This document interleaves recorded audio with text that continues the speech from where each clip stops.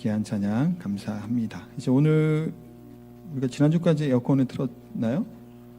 그랬던 것 같은데 이제는 썰렁해졌죠. 아침에 일어나면 이렇게 좀 춥다라는 느낌이 들 정도로 이제는 기온이 많이 내려갔는데 요즘 뭐 감기하고 뭐 이렇게 코로나 많이들 걸리더라고요. 하여튼 감기 조심하시고 하여튼 비타민도 잘 챙겨 드시고 건강 관리 잘 이렇게 하시기 바랍니다. 제가 광고하면서 얘기를 했나 그랬더니 아까 그 라탄 바구니 만드는 거 실물이 카페에 있어요. 혹시 궁금하시면 내려가서 뭔가 한번 보시면 좋겠습니다. 요즘 정치는 사실 정치 이야기하는 것은 아닌데 팬덤 정치라는 말을 합니다. 이게 뭔 얘기일까요? 그 열렬한 그 추종자, 지지자가 되어서 적극적으로 어떤 때는 맹목적으로 어느 이 대상을 지지를 하는 사람들이 참 많이 생겼죠. 그래서 저게 보다 보면 어떨 때는 참 이게 너무 신격화하는 것이 아닌가라는 생각을 합니다. 정치 지도자가 메시아인가요? 아니죠. 아니에요. 그렇게 대단할 수 없어요. 근데 지도자 될 사람은 국민의 모든 어려움을 해결해 줄 수 있는 사람으로, 또 병도 고쳐주고 일자리도 만들어주고 자녀 문제도 취업 문제도 다 해결해 줄 거란 생각을 하고 기대를 합니다만 그럴 수 있을까요? 없을까요? 없어요. 그렇게는. 미래에 대한 문제를 해결할 수 있는 사람은 아무도 없습니다. 자기 문제는 자기가 해결하고 이거 나가는 거죠. 다만 이 정치인들은, 지도자들은 좀 이렇게 막힌 게 있으면, 또 얽히고 설킨 것들이 있다면, 또 아니면 이게 좀 문제되는 그런 문제나 그런 제도적인 것들이 있으면 그런 것들을 정비해서 좀 이렇게 할 수 있도록 마련하는 것이 정치인들의 역할이겠죠. 대개 국민들에게 모든 것을 해줄 수 있는 것처럼 해서 인기를 끌었던 지도자들은 국가 재정을 파탄나고 거덜나게 하는 경우들도 많아요. 독재로 나라를 망하게 하는 사람들도 있죠. 제가 누구를 생각할까요? 베네수엘라라고 하는 나라에 보면 차베스라는 대통령이 그와 같아요. 모든 걸 다 해줄 것 같죠. 그 나라가 망하는 거예요. 지난번 베네수엘라 선교사님 오셔서 그런 얘기 잠깐 하셨잖아요. 나라가 망하는 거예요. 기름이 그렇게 많이 난다고 하는데 매장으로는 뭐 2위인가 그렇다는 것 같아요. 어마어마하대요. 그거 할 기술이 없어요. 뭐 나라가 아예 망했대요. 교수 월급이 뭐 몇 달러라 그러더라고요. 몇 달러래요. 누가 교수를 하나요? 고등학교만 졸업해도 그냥 한다라는 거예요. 심각한 일이죠. 그렇게 뭐 이렇게 그 당시에 이제 베네수엘이 이렇게 나눠주고 퍼졌죠. 그러니까 이게 그렇게 할 수 있는 지도자가 없어요. 본인 독재에 그것을 이용할 뿐이에요. 의식이고 깨어있는 젊은이들은, 또 지식인들은 다 다른 나라로 갔답니다. 살 수가 없는 거예요. 그 나라에. 그 나라에 희망이 있나요? 없는 거죠. 그 심각한 것을 보게 돼요. 누군가를 메시아처럼, 예수님처럼 믿고 추종하는 것은 참 어리석은 일이에요. 그들은 그들 나름대로의 우리와 별 다를 바 없는 이익과 정치적인 것을 갖고 이제 하는 사람들이겠죠. 그러니까 그런 기대와 소망은 너무 지나친 것은 제가 볼 때는 조금 바람직하지 않다는 생각이 들더라고요. 근데 하나님께서는 유대 지도자들에게 한 약속을 하셨어요. 제가 왜 정치 얘기를 했을까요? 바로 다윗의 후손, 오늘 본문 얘기하고 있죠. 그 얘기를 하고 싶었던 거예요. 메시아가, 다윗의 후손이 이 땅에 오시게 될 것을 이제 예언하였고, 그들은 소망과 그 기대를 품고 살아갑니다. 다윗의 후손은 어떤 분일까요? 어떤 사람, 어떤 의미일까요? 이게 그러니까 모든 역사는 어떻게 흘러가죠? 그냥 특별한 목적 없이 때로는 흘러가는 게 역사예요. 그래서 어떤 문화들이 예상외로 이 괜찮을 것 같은 것들도 때로는 소멸되기도 하고, 생각지도 못한 일들 때문에 또 변화를 일으키기도 하고, 나라의 흥망성쇠도 사실은 정처 없이 흘러가는 것처럼 보일 때가 많이 있잖아요. 그렇게 강성하고 강대했던 나라가 그 전쟁에 승승장구하다가 기상이병과 뭐 약천후 때문에 전쟁에서 실패하고 패배하는 경우도 많이 들어보셨죠. 어찌 보면 그런 인생들, 그런 나라들이 흘러갑니다. 그런데 이스라엘의 역사는 분명한 미래와 목표를 향해 나아가죠.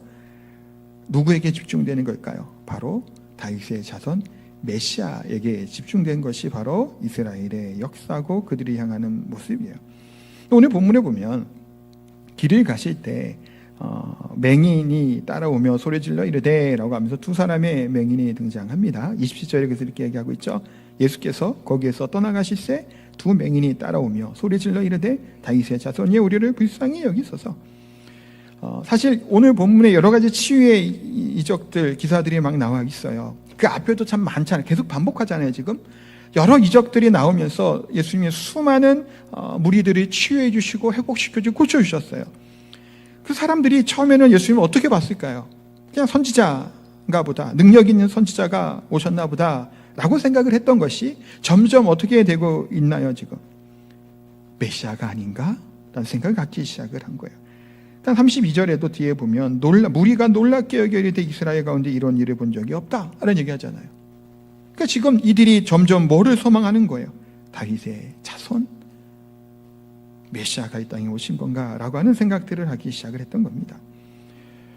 유대인들은 오랫동안 그걸 소망했어요. 다윗의 자손이 이 땅에 오시기를. 메시아에 대한 대망 사상이 있었죠. 그래서 이 메시아가 또 다윗의 자손이 오셔서 모든 얽매인 것들을 풀어주고 병든 자를 치유해주고 하나님의 의의 나라로 다스리게 될 것을 소망해요. 이사야 선지자도 그것을 선포하거든요. 이사야 35장 5절 6절 이거 같이 한번 읽겠습니다. 그때에 맹인의 눈이 밝을 것이며 못 듣는 사람의 귀가 열릴 것이며 그때에 저는 자는 사슴같이 뛸 것이며 말 못하는 자의 혀는 노래하리니 라고 말씀하고 있어요. 이게 뭘 예고하는 건가요? 예언하는 건 메시아예요. 다윗의 자손. 그가 오시면 맹인의 눈이 밝을 것이고 못 듣는 자가 귀가 열리고 저는 자가 뛸 것이고 말 못하는 자가 혀가 노래하게 되겠다. 모든 아픔과 연약함으로부터 해방하게 될 것을 또 온전한 하나님의 통치하게 있게 될 것을 예언하며 그것을 소망했던 겁니다. 그러니까 이들은 이 땅에 로마와 같은 나라가 다스리는 이 나라가 아니라 이상적인 나라, 유토피아와 같은 완벽한 하나님의 나라가 다윗의 후손으로부터 오게 될 것을 기대하고 소망하고 그들이 이제 살아갔던 겁니다. 그래서 즉 많은 사람들이 다윗의 자손에게 기대한 것, 예언한 것처럼 병을 치료하고 또 의로 다스리는 것들이었죠. 그런데 사실 보세요. 다윗의 후손에게 이것을 기대하는데 다윗 자체는 막 병을 고치고 그랬나요? 아니에요. 뭐 그런 능력이 있었던 사람도 아니에요. 그냥 오직 하나님의 말씀 가운데 내가 주인이고 내가 왕이 아니라 하나님이 우리의 왕이라는 사실을 믿고 그렇게 믿음으로 살아갔던 뭐 그런 사람이죠. 하나님 마음에 합했던. 다윗도 그렇게 대단하지 못해요. 사실 실패도 하고 그냥 밧세바 사건 아시잖아요. 자기 부하의 아내를 이렇게 하는 뭐 그런 일들도 있었고 그 아들 솔로몬은 어떤가요? 온갖 부와 영화로움을 다 얻었던 사람이 솔로몬이에요. 그러나 수많은 아내를 두고 우상을 드리고 그러면 나라가 쫓겨지게 하는 역할을 했던 게 누구예요? 솔로몬이에요. 다윗의 후손, 다윗의 아들 다윗 그와 같이 온전한 회복을 이룰 수 있는 사람이었냐라는 거예요. 그렇지 않죠. 다윗의 후손은 그냥 능력 있는 것이 아니에요. 단순히 그 의미를 설명하고 있었던 거죠. 구약에서는. 그런데 보시면 또 28절에 보니까 예수께서 집에 들어가심에 맹인들이 그에게 나오거늘 예수께서 이르시되 내가 능히 이 일을 할 수 있느냐? 있는 것을 믿느냐? 대답하되 주여 그러하오다. 지금 여기 뭔 얘기하시는 건가요? 지금 예수님은 다윗의 자손이여라고 부르며 쫓아왔던 이 두 명의 사람을 어떻게 하고 집에 들어가신 건가요? 들은 채도 안 하고 집으로 그냥 들어가셨어요. 외면한 것처럼 들어가신 거예요. 집에 들어와서 다시 되물어 보는 거예요. 내가 능히 이 일을 할 줄 믿느냐라는 거예요. 사실 이게 뭘까요? 왜 하나님의 나라 메시아 다윗의 자손이라고 하는데 예수님이 이 다윗의 자손이라고 하는 외침과 이것을 그렇게 좋아하지 않는 것처럼 보일 때가 많아요. 오늘 본문에도 조용히 하라고 얘기하죠. 소문 내지 말라 그래요. 이 사람들이 소문을 막 내지만 왜 이 말을 좀 공개적으로 하지 않게 원하셨을까요? 이들이 기대했던 다윗의 자손, 이스라엘의 왕국은 어떤 왕국이에요? 정치적인 왕국이에요. 로마를 몰아내고 그 가운데 다시 다윗의 나라가 세워지게 되는 것을 그들이 원했던 겁니다. 그런데 이 나라가 그런 나라인가요? 전원자들이 뭐 뛰고 말 못한 들이 말을 하고 그게 뭔 의미일까요? 실제로 그 메시아의 예표죠. 그런 일이 일어날 것을 얘기해요. 근데 지금 앞에도 제가 여러 번 설교할 때 얘기했지만 남용한 자들이 또 맹인들이 이런 것들이 이런 귀신 들린 자들이 혈루병 여인들이 죽은 자들이 살아나는 그 모든 게 뭐예요? 단순히 이 땅에서의 것들을 의미하는 것만이 아니에요. 이와 같은 것들이 뭐 하겠다는 거예요? 하나님의 나라 영화한 가운데 회복될 것을 이야기하고 있는 예표적인 모습이죠. 그 징조예요. 메시아가 올 때 나타나는 징조로 그것을 보여줄 것을 얘기합니다. 이 나라의 왕이 세워지는 것이 아니죠. 이스라엘 왕국이 세워지는 것이 아니에요. 뭐가 세워져요? 그런데 영적으로 로마가 뒤집어지잖아요. 하나님의 나라 백성으로 가득 차게 되잖아요. 그것을 가운데 예수님이 땅에 오셨다라는 거예요. 그것을 회복시켜주기 오신 거예요. 그런데 이들은, 수많은 무리들은 뭘 기대한 거예요? 로마를 뒤집어 엎어버리고 이스라엘의 나라가 다시 세워지기를 소망했던 겁니다. 그래서 공개적으로 이 칭호와 부르짖음에 대해서 예수님 때로는 이렇게 외면하시는 거예요. 더 이 얘기가 퍼져나갈 원치 아니하시는 겁니다. 그러면서 집 안에 들어가서 비로소 뭘 얘기하셨다고요? 내가 능히 이 일을 할 줄 믿느냐? 그 사실을 다시 한번 물어보십니다. 뭐라고 대답하나요? 주여 그러하이다. 이 두 사람에게 너희들의 믿음이 내가 이것을 가능할 것이라고 믿음이 있느냐라고 물어보시죠. 예수님께서 이 두 맹인에게 다윗의 자녀냐라고 물어보지 아니하시고 내가 능히 이 일을 할 것을 믿느냐라고 물으셨어요. 너희들에게 믿음이 있느냐라고 물어보신 거죠. 너희가 나를 다윗의 자손으로 불렀는데 그런 내가 너희들의 생각과 바람대로 그것이 이루어질 것을 다시 한번 믿겠느냐라는 거예요. 당연히 믿으니까 왔을 거 아니에요. 왜 이 물음을 또 하셨을까요? 어쩌면 뻔한 질문이죠. 이 두 사람이 앞도 보이지 않는데 얼마나 찾아오기 힘들었겠어요, 사실은. 그럼에도 불구하고 울며 보면 달라붙은 거예요. 당연히 이 간절함을 예수님 아셨음에도 불구하고 다시 한번 물어보신 거예요. 여기에 대한 질문의 의미들을 좀 생각해 볼 필요가 있겠죠. 믿음이라고 하는 게 뭘까요? 때로는 우리가 또 뻔한 질문을 할 때가 있어요. 저도 설교할 때 여러분들에게 뻔하게 물어볼 때가 있어요. 대답하기 쉬운 질문들. 우리 부모로서 우리 자녀들에게도 때로는 뻔한 질문을 합니다. 필요한 것을 알아요. 지금 얘가 뭐가 필요해. 그러면 때로는 물어보죠. 그냥 해줄 때도 있지만 어떨 때는 물어봐요. 용돈이 없니? 뭐 필요한 것이 없어? 라고 물어봐요. 왜 물어보죠? 그냥 한 번 더 요청을 듣기 위함인가요? 때로는 사실은 이 물어본다라고 할 때 필요한 사람의 필요를 다시금 생각하게 하는 그 이들이 있어요. 그냥 내가 뭔가를 우리가 주는 것과 이 사람이 간절히 원하게 될 때 이것을 한번 줄 때는 그 의미가 다르다라는 거예요. 그러니까 예수님, 그러니까 이 소식을 알고 있는 것, 내가 머리로 알고 있는 것과 실제로 내가 그 당사자가 되는 것도 다르다라는 거예요. 예수님에 대해서 이들이 어떤 소문을 들은 거예요? 가기만 하면 낫게 해준다는 생각을 가지고 그들이 찾아왔죠. 그리고 누가 아플 때 병원을 추천해줘요. 때로는 경험해진 병원을 추천하기도 하지만 전문이고 명의다라고 가라 그래요. 근데 내가 아파요. 그 불치병과 그 큰 아픔이 있어서 병원에 가요. 그럼 이 의사가 나를 치료해 줄 것이라고 하는 우리가 추천해 줄 때의 마음과 내가 아파서 갔을 때의 마음이 어떨까요? 다르죠, 사실은. 예수님은 이들에게 얘기하시는 거예요. 너희가 길에서 나를 다윗의 자손이라고 불렀고 또 내가 너희들의 눈에 뜨게 할 것이라고 기대하고 있다고 왔는데 정말 그게 맞냐라는 거예요. 너희들의 그것이 적용될 것을 소문을 들었고 이런 얘기 들었던 얘기로 나를 다윗의 자손이여 불쌍히 여기서가 아니라 정말 너희가 이 사실은 너희에게 적용될 것을 믿냐라는 거예요. 그것을 확신시켜 주시는 거예요. 이 사실이 다윗의 자손임이 또 예수님이 치료해 주신 능력이 있음을 정말 믿고 있느냐라고 질문하셨죠. 사실 우리가 교회에서 설교를 들어요. 또 집에서 성경 말씀을 읽어요. 근데 그 구체적으로 이 성경 말씀이 설교가 자기 자신에게 적용이 되고 있느냐 아니냐 중요한 문제입니다. 때로는 설교를 들어요. 뭐 맞는 얘기 했구나. 뭐 그렇게 하고 이제 돌아갑니다. 그러면 그냥 끝이죠. 그냥 뭐 맞는 얘기, 뭐 엉뚱한 얘기 안 하면 맞는 얘기잖아요. 근데 어떤 사람은 설교 말씀을 하나님께서 나에게 개인적으로 하시는 말씀으로 듣는 거예요. 지금 나에게 이 말씀을 하시는구나. 지금 나에게 이 말씀하신, 너가 이거 사실을 믿느냐? 오늘 주신 설교의 내용이, 성경 본문의 내용이 너가 지금 믿고 있느냐라고 우리에게 질문하신다라는 거예요. 여러분들은 어떤가요? 말씀을 듣고 설교를 듣고 때로는 성경을 읽고 우리가 배우고 할 때 이 사실이 정말 나에게 하시는 하나님의 말씀이라고 듣고 있냐라는 거예요. 그것을 믿냐라는 거예요. 때로는 우리가 믿지 않고 그냥 듣고만 가요. 아무런 일이 일어나지 않습니다. 하나님의 말씀이 능력으로 나타나기 위해서는 사실은 성령 하나님께서 우리 마음 가운데 감동을 주시고 적용하게 하셔야 되겠죠. 이 두 명의 사람은 뭐라고 얘기해요?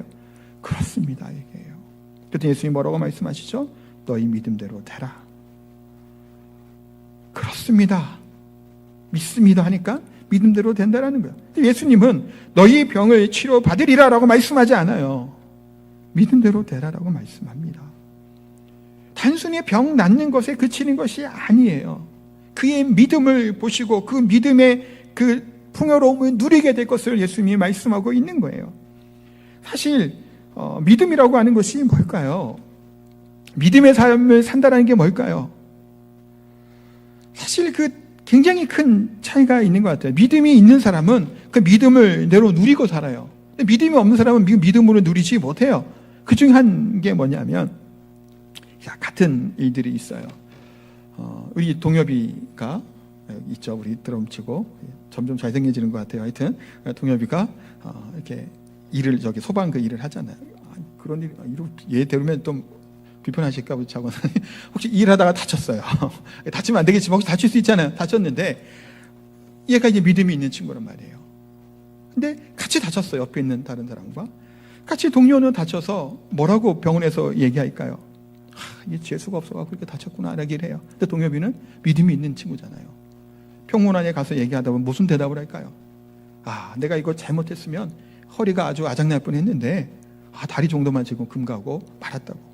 하나님이 이렇게 지켜주지 않았으면 이 정도로 다치지 않았을 텐데 라고 감사를 동엽이는 하겠죠? 네, 잘 될 때도 감사하지만 또 그럴 때도 감사할 거 아니에요. 저 그렇게 될 거로 생각을 해요. 제 친구가 아주 귀하죠. 그런 믿음으로 고백을 해요. 근데 믿음이 없으면 뭐예요? 제가 믿음의 풍요로움을 얘기하는 거예요. 그 감사와 은혜를 못 누려요. 믿음이 없으면 뭐가 나와요? 그 입에서는 죄수가 없으려니까 지금 막 승질이 막 나고 짜증이 나죠. 뭐 이런 일이 다 당했냐고 지금 이건 막 하고 같은 병실에 둘이 누워 있어도 한 사람은 감사와 찬양이 넘치는 그 은혜의 믿음의 풍요로움을 누리는 거고 한 사람은 불만과 불평과 그걸 누리고 살아가는 거예요. 앞으로 이거 어떻게 하면 좋니? 이것도 이 일 그만할 수 있을까 말까? 그런 고민을 하게 되는 거예요. 믿음이 뭐예요? 사실은 이 일이 생길 수도 있고 안 생길 수도 있고 더 좋은 일이 생길 수도 있고 안 생길 수도 있어요. 이렇게 얘기하면 좀 무책임한 것 같죠? 모르잖아요, 우리 인생이. 그런데 믿음의 풍요를 누리는 사람은 어떤 형편과 상황 가운데서 뭘 누리고 살아가요? 믿음으로 살아가요. 믿음의 눈으로 보는 거예요. 이 똑같은 현상을 보는데 믿음의 눈으로 보면 믿음의 풍요를 누리며 살아가요. 이 믿음이 없으면 어떻게 살아가요? 비참한 거예요. 괴로운 거예요. 고통스러운 거예요. 어떤 믿음의 사람은 이런 고백을 하더라고요. 아는 분 중에 한 명은 되게 어려운 가운데 있어요. 그러면서 이런 얘기를 하더라고요. 하나님이 어떻게 나에게 은혜를 주시려고 지금 이런 일을 준비하고 계시냐라는 얘기를 해요. 얼마나 큰 은혜를 주시려고 왜 이런 일을 주게 하셨을까? 그러면서 두근거린대요. 기대가 된대요. 앞으로 어떤 일이 있을까? 왜냐하면 지금은 힘들지만 이 힘듦으로 끝이지 않을 거라고 하는 뭐를 갖고 있기 때문이에요? 믿음이 있기 때문이에요. 이 사람은 어떤 사람이에요? 믿음의 풍요로움을 누리잖아요. 같은 일을 겪어도 감사치도 못하고 믿음을 누리지 못한 사람이 얼마나 많은지 모릅니다. 그리고 하나님의 말씀 앞에 설 때도 또 하나님의 인생의 믿음의 여정을 살아갈 때도 믿음의 눈, 믿음의 마음 우리가 살아가는 그것이 바로 믿음이에요. 믿음의 분량대로 우리가 누리며 그 은혜를 살아갈 수 있는 줄 믿습니다. 예수님은 또한 오늘 본문에서 우리를 불쌍히 여기소서라고 하는 이 두 명의 맹인들의 이 부르짖음에 대답을 하세요. 화답을 하시는데 이게 뭐라고 대답을 하시나요? 36절 먼저 잠깐 볼까요? 36 같이 한번 읽겠습니다.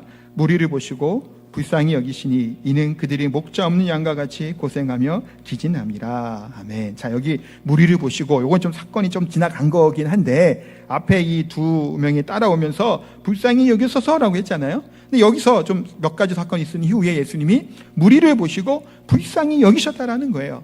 이 불쌍히 여겼다라는 게 뭔가요? 치근한 마음들인가요? 뭐 불교는 측은지심 뭐 그런 것도 있다고 하는데 그 정도의 얘기가 아니에요.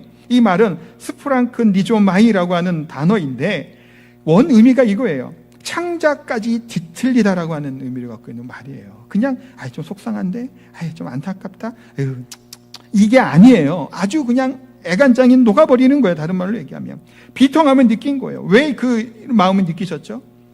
여기 고생하다라고 하는 말은 우리가 한글 번역으로 그냥 고생하다 하니까 그냥 좀 고생스럽나 보다 하는데 원 뜻은 뭐냐면 가죽을 벗기다, 칼로 썰다, 산산조각나다라고 했을 때 표현이에요. 그냥 힘들다, 코피 정도 나는 게 아니라 아예 몸이 그냥 아주 그렇게 될 정도의 고생함이에요. 기진함이라는 단어도 하늘에서 뚝 떨어져 곤두박질 치는 듯한 표현이에요. 이게 죄송한데 높은 아파트에서 떨어지면 어떻게 되나요? 그런 정도의 상태를 얘기하는 거예요.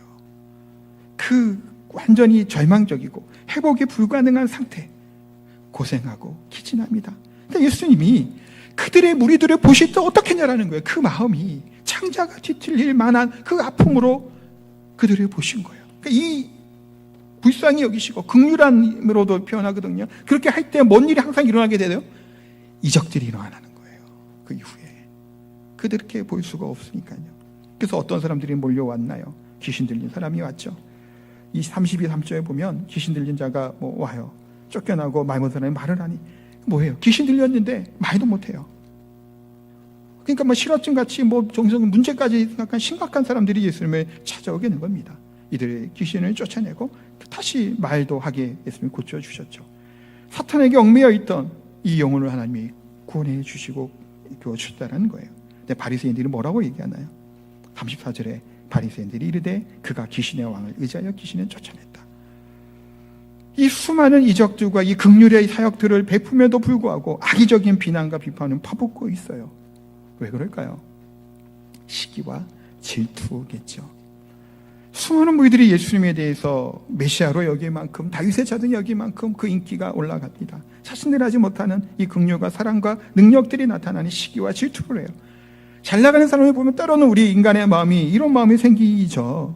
더 유명한 사람, 더 이기는 사람, 나보다 더 인정을 받으면 때로는 그런 마음들이 들어요. 그러다가 때로는 비난을 하기도 하고 뒷담화를 까고 헐뜯기도 합니다. 어찌 보면 연약한 우리들의 모습이에요. 그러나 하나님의 사람들은 뭐예요? 그 가운데서 또 우리 자신들을 돌아보죠. 경계하고 하나님 앞에 바로 서려고 하는 사람이 하나님의 사람들인 줄 압니다. 35, 36절에 그러면서 이 중요한 말씀이죠. 두루 다니사 그들의 해당에 가르치시고 천국 복음을 전파하시고 모든 병과 약한 것을 고치시고 그 근거가 뭐라고요?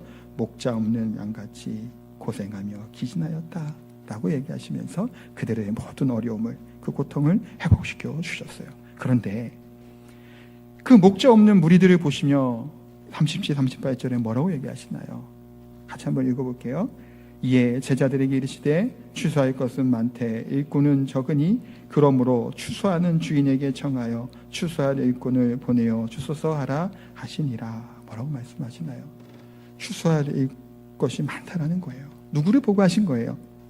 수많은 그 목자 없는 양 같은 고생하고 기진하고 유리 방황하는 자들을 보시면서 추수할 것은 많은데 일꾼이 적다라는 거예요.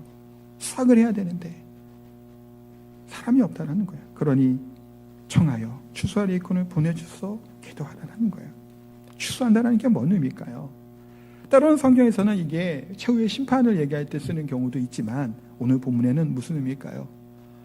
이 영혼을 복음을 전하는 것과를 이제 연결해서 말씀하시는 거예요. 오늘 본문에는. 그러니까 그 죽어가는 영혼들, 유리 방황하는 그 영혼들, 양과 같은 자들이에요. 양은 뭐예요? 주인이 보호가 필요해요. 목자의 보호가. 미련하고 연약한 동물이에요. 그렇기 때문에 꼭 보호가 필요하고 쉴만한 물가로 인도하는 사람이 필요하단 말이에요. 그들이 방황하고 있는 그들을 향해서 추수할 일꾼이 필요하다고 일꾼을 보내달라고 기도하라고 말씀합니다. 어떤 상태냐면 제가 예전에 이번 주에 이제 설교 준비하다가 어떤 영상을 하나 봤는데 예전에 이제 육지에서 큰 비가 온 거예요. 그래서 이제 농촌에도 막 비가 막 넘친 거예요. 그래서 막 뭐 떠내려가고 하는 거 보셨죠? 돼지나 막 소 같은 것처럼 큰 비가 왔어요. 축사에 물이 다 잠긴 거예요. 그럼 어떤 생각이 다 소들이 다 죽었나 보다 생각을 하고 물이 빠진 다음에 갔더니 뭐 죽은 소들도 있지만 좀 일부 소들은 지붕 위에 소들이 다 올라가 있었던 거예요. 그러니까 아마 물이 차오르면서 그냥 자꾸 이제 올라갔겠죠. 그러니까 물이 이제 빠졌으니까 내려와야 될 거 아니에요. 근데 이 소들이 내려오질 않는 거예요. 잡아 끌어도 꼼짝을 안 해요. 먹이를 막 유인해도 안 내려오더라는 거예요. 얼마나 배고파니까 사실은 못 먹고 계속 있었잖아요. 근데 얘네들이 이 고통과 이 트라우마 이거 말도 못했을 거예요. 아마 떠내려고 물이 차오르고 떠내 그 괴로움 가운데 지붕 위에 올라간 거 아니에요. 이 소들이. 그러니까 안 내려오는 거예요. 그러다 어떤 소는 죽은 송아지를 이렇게 끌어다가 기중기로 이렇게 했더니 그 송아지도 따라 내려오더라는 거예요. 그만큼 이들의 상태가 이 소들이 어땠을까요? 이 죽음의 공포와 두려움으로 꼼짝도 못하고 거기에 있는 거예요. 지금 오늘 본문에 목자 없는 양이 어떻다라는 거예요. 그러한 거예요. 이 땅에 살아가는 수많은 사람들이 나름대로 잘 살아가고 있다고 얘기를 합니다. 그런데 큰 홍수와 폭풍 같은 어려움 가운데 갈 길을 몰라 방황하는 모습으로 살아가고 있다는 거예요. 아무런 부족함이 없다고 여기며 살아가지만 결국에는 이 갈증과 갈망을 갖고 우리 인생들은 살아가게 돼요. 그들에게 뭐를 말씀하시는 건가요? 하나님의 복음을 전해야 된다고 얘기하시는 거예요. 추수해야 된다고 말씀합니다. 그들이 하나님의 양식을 참된 말씀을 먹여야 됨을 말씀하고 있습니다. 그들은 상처받은 자들이에요. 그들은 괴로워했던 자들이에요. 쉽게 예수님께 돌아오지 않죠. 잘 안 돼요, 사실은. 그럼에도 불구하고 그들에게 필요한 것은 뭐예요? 하나님의 말씀과 사랑과 긍휼이죠. 그것만이 그들의 마음을 움직이고 바꿀 수 있다는 겁니다. 그렇기 때문에 하나님의 은혜를 받은 자들, 오늘 본문의 얘기처럼 말씀처럼 예수님을 불쌍히 여기시는 마음으로 찾아오셨잖아요. 우리가 하나님께 나아가지 못하는 상태임에도 불구하고 우리 찾아오셨죠. 우리 힘으로 예수님을 믿고 있나요? 아니잖아 말이에요. 하나님이 찾아오셨고 그 억눌린 자들, 또한 괴로운 자들, 풍채입병까지 괴로워하는 이들을 위해서 이 땅에 오셔서 십자가에 달려 죽으셨죠. 우리를 먼저 찾아오신 이 긍휼과 사랑을 받은 우리가 뭘 하는 사람이 되어야 될까요? 추수할 일꾼이 되어야 되는 거예요. 추수한 일꾼은 단순히 선교사나 목회자만 얘기하는 게 아니에요. 여기서 얘기하는 거는 이 복음을 받은 자들이 복음을 증언하는 자로 서는 것이 추수의 일꾼이라는 거예요. 우리 모두가 다 이와 같은 이 긍휼하심을 받고 불쌍히 여김을 받은 우리가 추수한 일꾼이 돼서 이 복음을 전하는 그와 같은 은혜가 넘치는 사랑하는 성도들 다 되시기를 예수님 이름으로 축복하고 기도합니다. 우리 찬양하겠습니다. 우리 그럼에도 불구하고 함께 찬양합니다.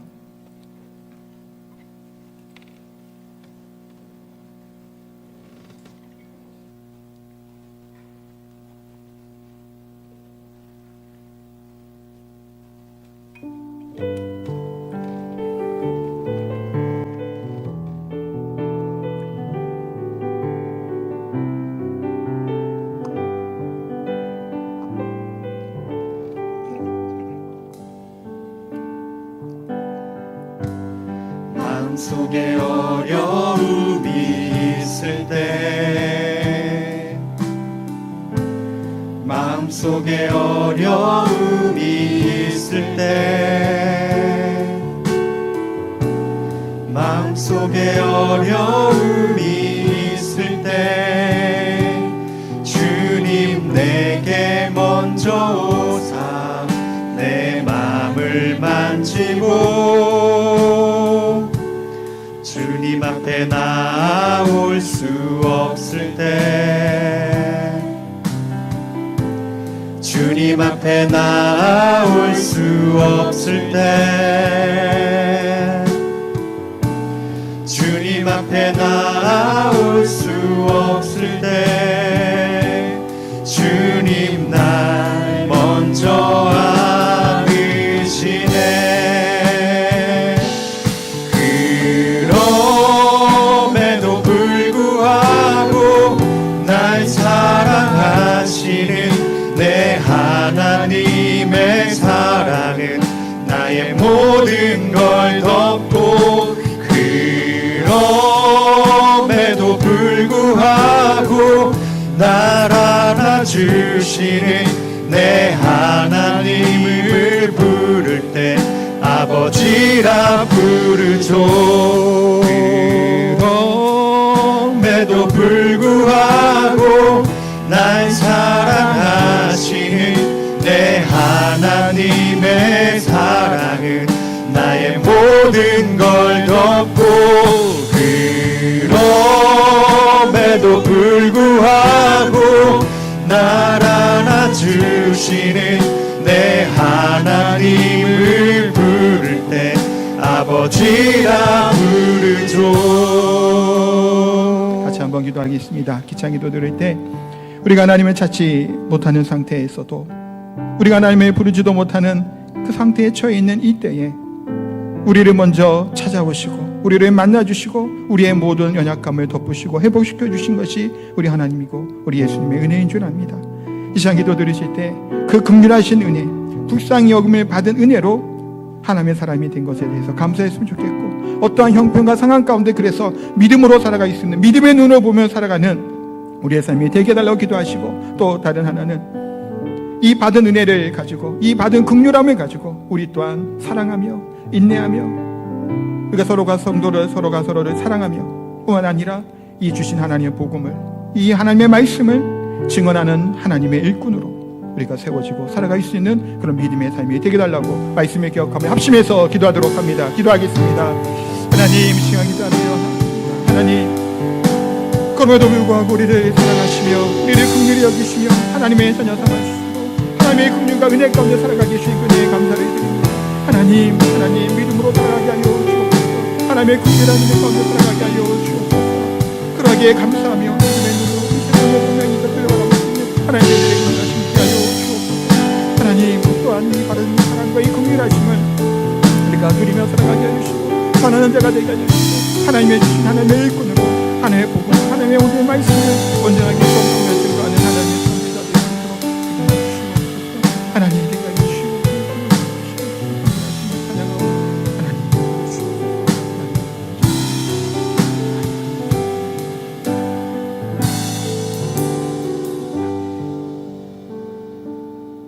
은혜와 긍휼과 신실하신 가운데 우리 인도하시는 하나님의 이름을 찬양합니다. 그럼에도 불구하고 우리를 불쌍히 여기시고요, 우리를 구속해 주기 위해 이 땅에 오셔서 십자가에 달려 죽으심으로 하나님의 사랑을 확정하여 보여주신 그 긍휼하신 은혜와 사랑에 감사를 드립니다. 그러하기에 우리의 삶에 신앙의 눈으로, 믿음의 눈으로 살아가게 하여 주시고 감사와 은혜가 넘치는 복된 저희들의 삶이 되게 하여 주옵소서. 뿐만 아니라 우리 받은 은혜와 긍휼과 주신 말씀을 나만 갖고 소유하고 있는 것이 아니라 고생하며 기진하는 그 잃어버린 영혼들을 향해서 복음을 증거하고 하나님의 말씀을 전할 수 있는 믿음의 사람, 하나님의 일꾼된 사람 다 될 수 있도록 하나님 은혜 베풀어 주옵소서. 또한 귀한 예물 감사의 마음을 담아 하나님께 올려드립니다. 들어진 손길 위에 하나님 복의 복을 더하여 주시고 이 물질을 통해서 하나님 나라가 몸된 교회가 하나님의 기뻐하시는 가운데 확장되며 성장하게 하여 주시고, 귀하게 드려진 손길 위에도 더 큰 복과 은혜를 더하여 주셔서 감사와 은혜와 하나님의 영광만이 돌려지는 사랑하는 성도들 다 될 수 있도록 은혜 베풀어 주옵소서. 육신의 죄용으로 마음이 상하여 고통 가운데 있는 사랑하는 성도들, 또 우리 연로하신 우리 어르신들, 하나님 그 몸에 강건함을 더하여 주시고 회복시켜 주시고 힘을 더하여 주옵소서. 그리하여 하나님을 더욱더 영화롭게 하고 기뻐하는 그 일들의 남은 인생의 일정들을, 우리의 삶을 하나님께 드릴 수 있는 귀한 믿음의 사람들이 다 될 수 있도록 은혜 베풀어 주옵소서. 감사드립니다. 예수님의 이름으로 기도하옵나이다. 아멘.